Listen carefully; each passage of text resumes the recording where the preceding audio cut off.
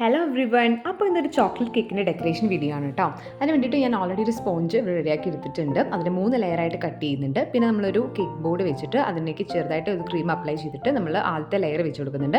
അത് നോർമലായിട്ട് sugar syrup വെച്ചിട്ട് ഒന്ന് വെറ്റ് ചെയ്ത് കൊടുക്കുക. അതിൻ്റെ മുകളിലേക്ക് നമ്മളുടെ വിപ്പിംഗ് ക്രീം ബീറ്റ് ചെയ്ത് ആഡ് ചെയ്ത് കൊടുക്കുക.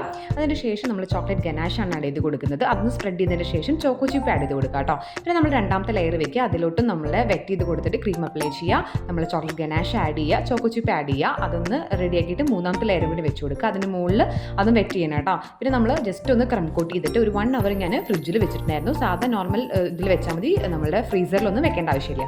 അതിന് ശേഷം ഞാൻ 2 ഈക്വൽ പാർട്സാക്കി കട്ട് ചെയ്തിട്ട് ഇതിൽ കാണിക്കുന്ന മാതിരി 2 ഭാഗം കട്ട് ചെയ്തെടുത്തിട്ട് അങ്ങനെയാണ് നമ്മളെ റൗണ്ട് കേക്കിനെ ഹാർട്ട് ഷേപ്പിലോട്ട് കട്ട് ചെയ്തിരിക്കുന്നത് കേട്ടോ. അപ്പോൾ നിങ്ങളൊന്ന് മെല്ലെ ഇട്ട് കണ്ടിട്ടുണ്ടെങ്കിൽ മനസ്സിലാവും. 1-2 പ്രാവശ്യം ഒന്ന് കണ്ടു നോക്കി നോക്കൂ കേട്ടോ. എനിക്ക് വീഡിയോ എടുക്കാൻ ചെറിയൊരു ബുദ്ധിമുട്ടുണ്ടായിരുന്നു, അതുകൊണ്ട് നല്ല ഡീറ്റെയിൽ ആയിട്ടൊന്നും എടുക്കാനായിട്ട് പറ്റിയിട്ടില്ല. പിന്നെ നമ്മൾ ക്രീം അപ്ലൈ ചെയ്ത് കൊടുക്കുന്നുണ്ട്.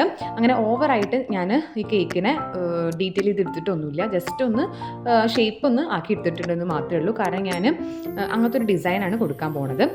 പാലറ്റ് നൈഫ് വെച്ചിട്ട് ജസ്റ്റ് അങ്ങനെ ഒന്ന് കൊടുക്കുന്നുണ്ട്. ഞാനിവിടെ എടുത്തിരിക്കുന്ന നോസിൽ എന്ന് പറഞ്ഞിട്ടുണ്ടെങ്കിൽ 2D നോസിലാണ് കേട്ടോ. അപ്പോൾ ഞാൻ 2 കളറ് മിക്സ് ചെയ്തിട്ടാണ് ഇതിന് വേണ്ടി യൂസ് ചെയ്തിരിക്കുന്നത്. പീച്ചും അതേമാതിരി തന്നെ പിങ്കും നല്ലൊരു ഷെയ്ഡാണ് നമുക്ക് കിട്ടുന്നത്. നല്ല ലുക്ക് കൊടുക്കുന്നുണ്ട് കേട്ടോ കേക്കിന്. അത് മുകളിലും താഴെയും അതേ സെയിം നോസിൽ കൊണ്ട് തന്നെയാണ് ചെയ്തിരിക്കുന്നത്. പിന്നെ ഈ ഡിസൈൻ കൊടുക്കുന്ന നോസിൻ്റെ നമ്പറൊന്നും എനിക്ക് അറിയത്തില്ല, കാരണം ഞാൻ ആദ്യം കേക്ക് ഉണ്ടാക്കുന്ന സമയത്ത് ഒരു സെറ്റ് വാങ്ങിയത് അതിനകത്ത് ഉണ്ടായിരുന്നതാണ് കേട്ടോ.